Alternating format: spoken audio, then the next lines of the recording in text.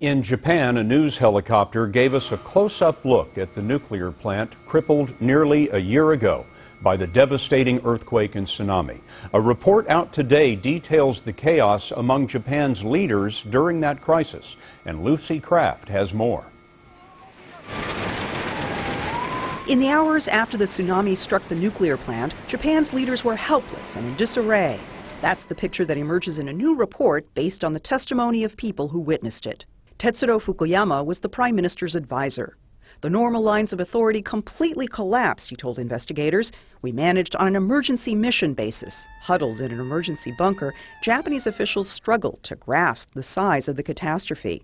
As we listened to our top nuclear experts, said Fukuyama, we politicians had no idea what they were talking about.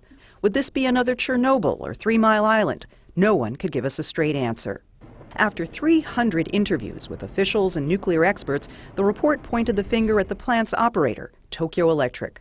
Yoichi Funabashi was the lead investigator. No question that TEPCO, the Tokyo Electric Power Company, is primarily to be blamed.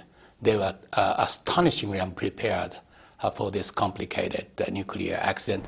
Unprepared, says the report, for a power failure. And without electricity, the cores of the reactors couldn't stay cool, triggering explosions and meltdowns. The report also blames the government's own regulators for failing to have an emergency plan if a magnitude 9 earthquake struck.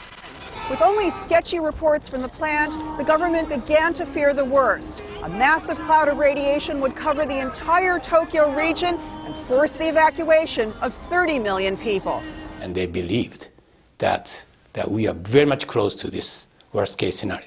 In desperation, the government discussed sending in what they called a suicide squad, men over 65 years old, to assess the damaged plant. Fukuyama said he'd lead the team. Terrified doesn't begin to describe how we felt, he said. Months later, when we learned the reactors had in fact melted down, I was overwhelmed by our inability. A no-go zone around the plant remains in place. The radiation is still too high for residents to return, and cleanup of the plant is forecast to take 40 years. Lucy Kraft, CBS News, Tokyo.